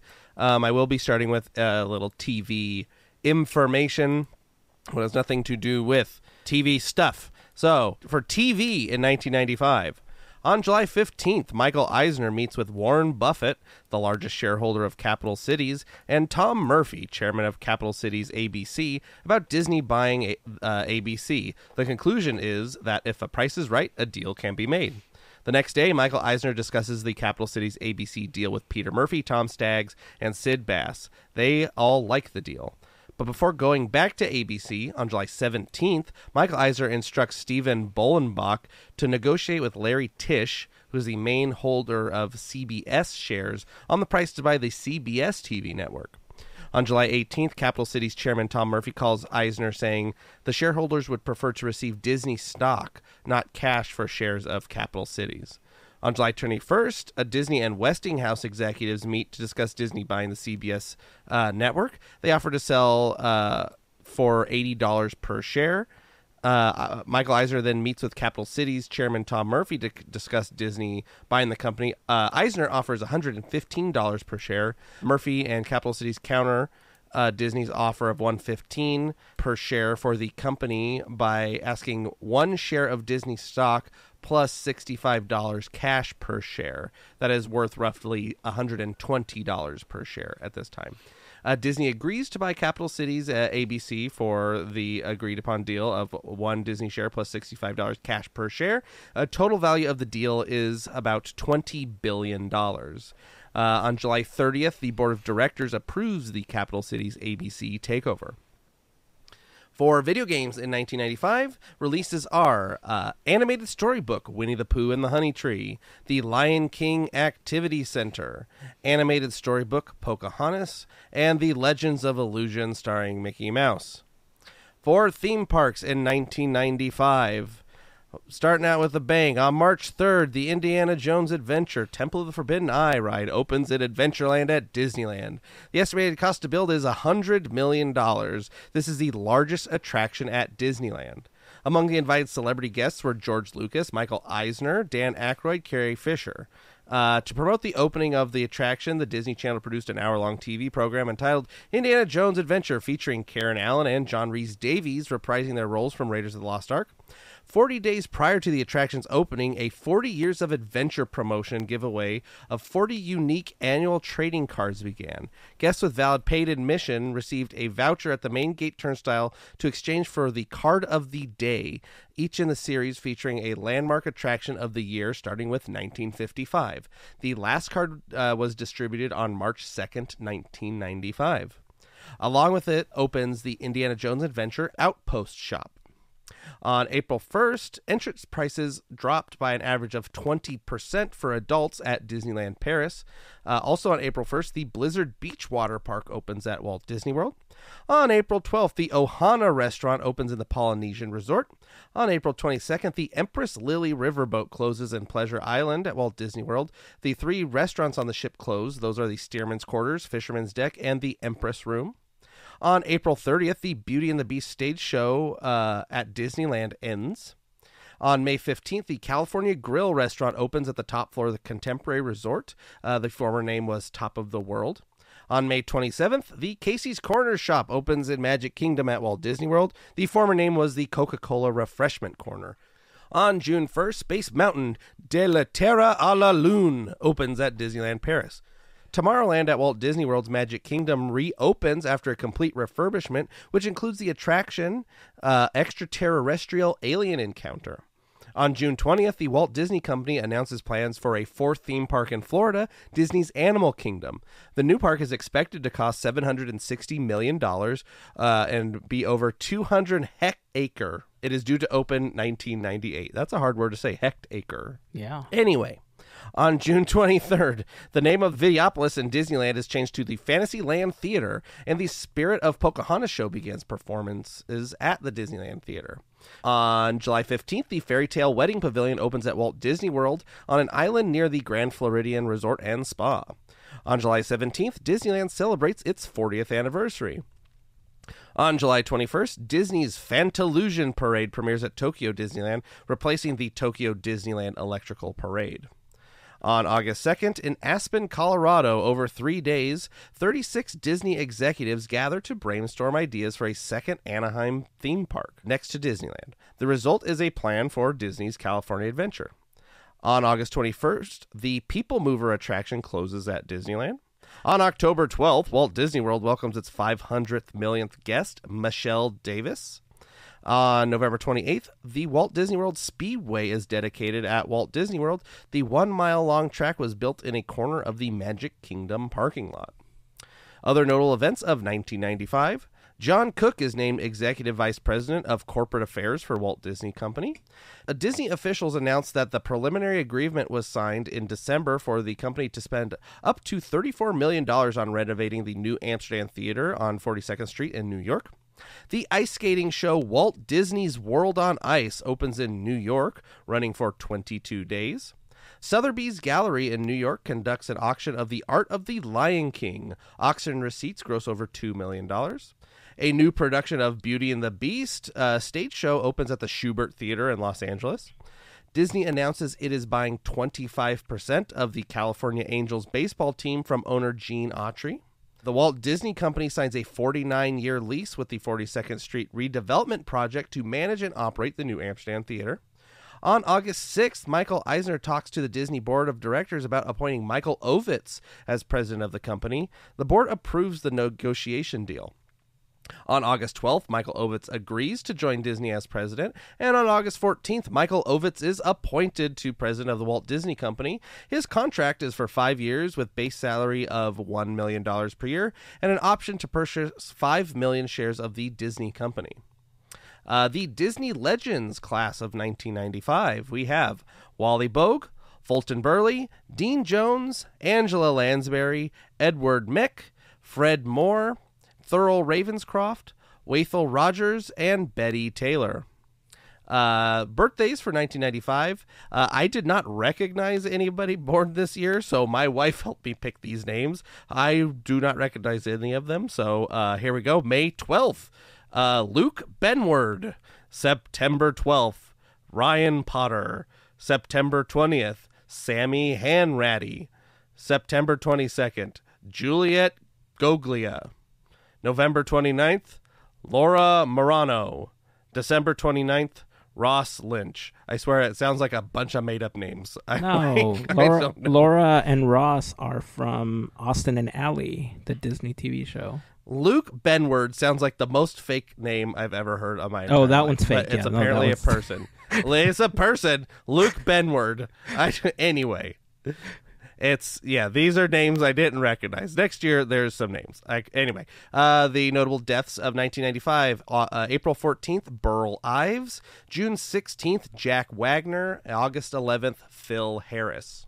That brings us to 1996.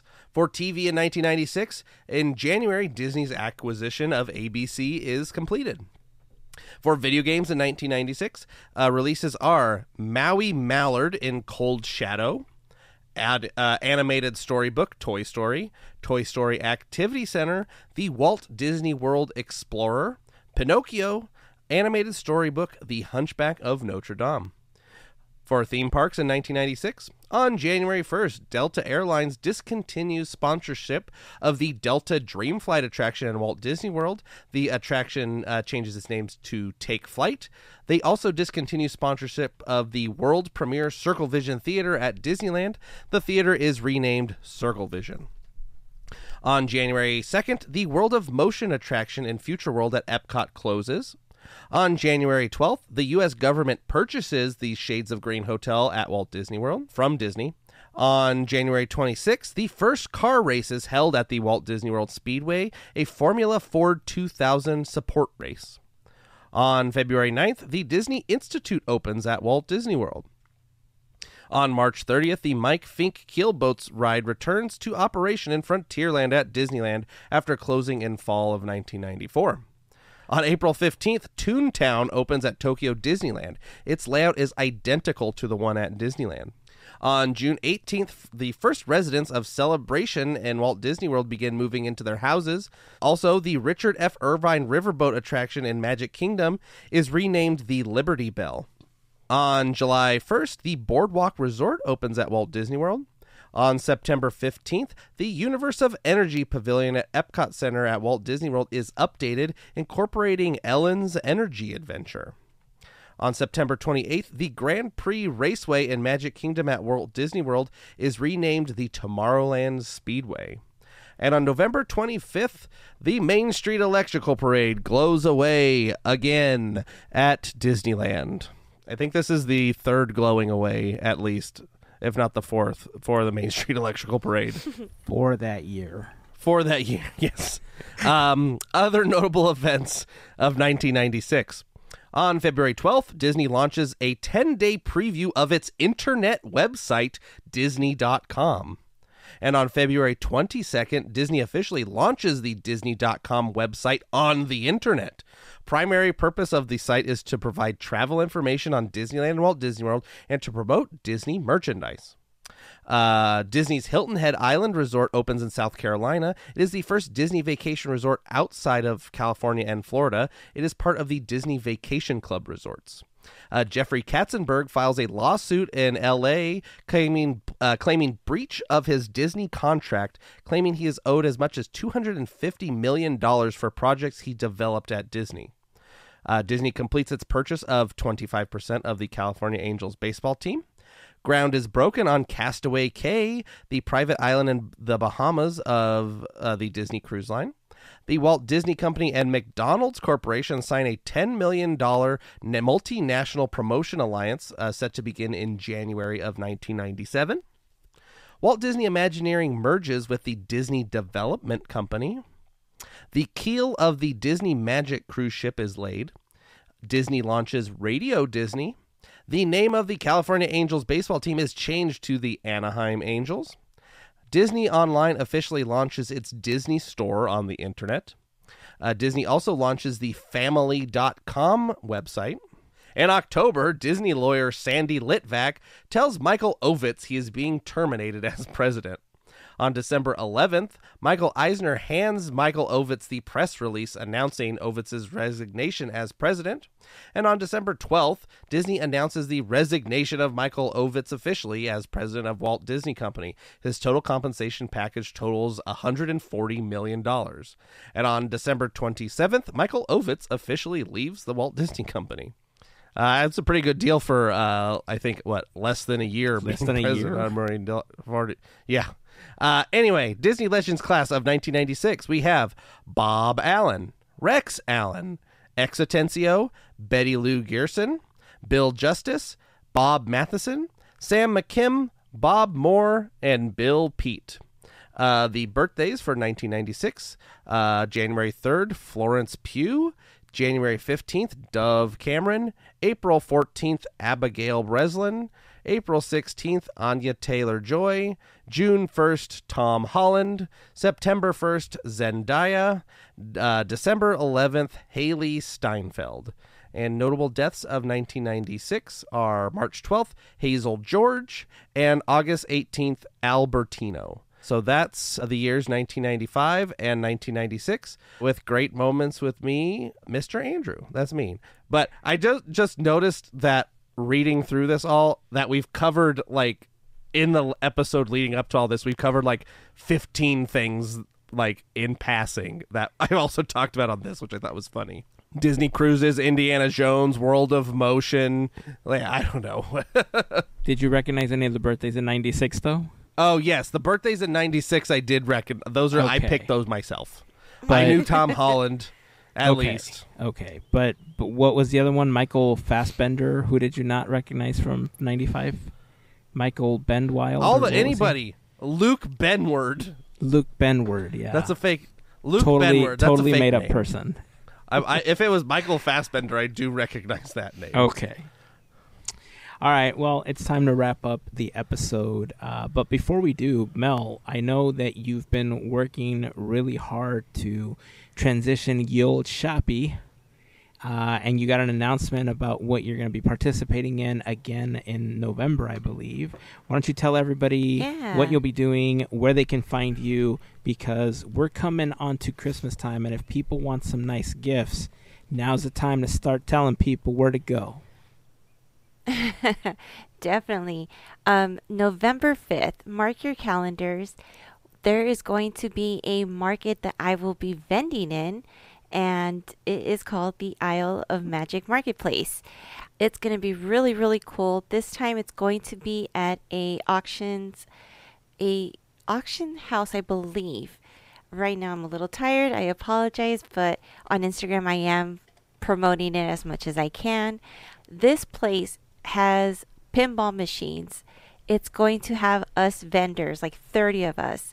We're going to have so many different things, and it'll be between 3 and 8 p.m. And this is on a Sunday as well. So November 5th, on a Sunday, I will be there. I would love to meet everyone. Even if you just come down, we're about, I want to say 15 minutes, maybe about 15 minutes from Disneyland. So it would be pretty cool to just see you guys, hang out for a little bit. Like I said, say hi. You guys could find me over on Instagram, of course, as the Odd Mouse Shop. And I'm basically there on Threads as well. Pretty much a little bit more active on Threads. So if you want to see like behind the scenes stuff, or if you want to see like random memes that I just post because whenever I'm in the mood for, check me out there. Say hi. You know, don't be shy.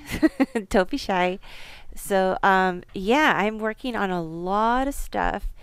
There's going to be a lot of mansion stuff, of adventure. I mean, things you could think of. Pirates, indie, weird stuff. So that's going to be fun. So, yeah. And RSVP your ticket if you haven't. And that'll be through the the Isle of Magic Marketplace, go on their Instagram, and there's going to be a link on their profile so you could get your ticket. And tickets are free. So there you go. Looks like it's at a place called Captain's Arcade Showroom. Yes, and I apologize for not remembering that. On East La Palma Avenue in Anaheim. Mm-hmm. And for those of you new to Mel's vending, as they say in the old-timey days, it is the old shoppy. Because I get it's pronounced shop, but it's the shoppy. And then you're also moving back to Etsy, right? Yes. So if people want to find you, they can find you on Etsy. And are you on there now? Technically, yes, but I haven't opened yet, and I'm working on that. I was hoping by the launch date, by this launch, episode launch, but if it doesn't happen, it's going to be this weekend for sure. So bookmark cool. the Etsy page. We'll make sure to repost it on Instagram and Threads once that has happened, in case you want to find some cool stuff. One of my favorite things that Mel has ever made is a Hatbox Ghost Face pin that glows in the dark, that I use every opportunity that I can. I pin it to my face on my hat, of course, because it's not going to pin to my actual face. But I usually Please don't pin to your face. Yeah. I usually put it on my hat somewhere. Yes. I have one on my Christmas tree. Oh, you made it an ornament? Yeah, Mel made an ornament one. I like that he's got fuzzy hair. So it's one of my favorite parts. So again, if you're looking for some really cool stuff, some really unique gifts, and some handmade gifts, now's the time to bookmark the Odd Mouse Shoppy on Etsy. Follow Mel on Instagram and Threads for more information and to keep up to date whenever she's going to be vending at events like Isle of Magic. I was there last year. It was super cool seeing all of the vendors and all the stuff that they had for sale. So it was pretty awesome. I know that this one it is just going to be a little bit bigger, and it seems like it's going to be in a much funner place as well. So check it out. That's it. That's going to wrap up the episode. Anything else before we close this one out? I think we're good. I don't know. Seatbelts. Stay frosty. Vehicles. Yeah. Wear your seatbelt. Dream of vehicles. In the vehicles. Click it or ticket.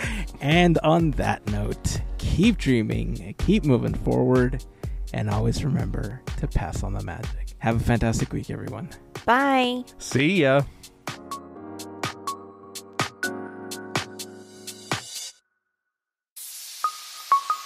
Part of the Podketeers Network.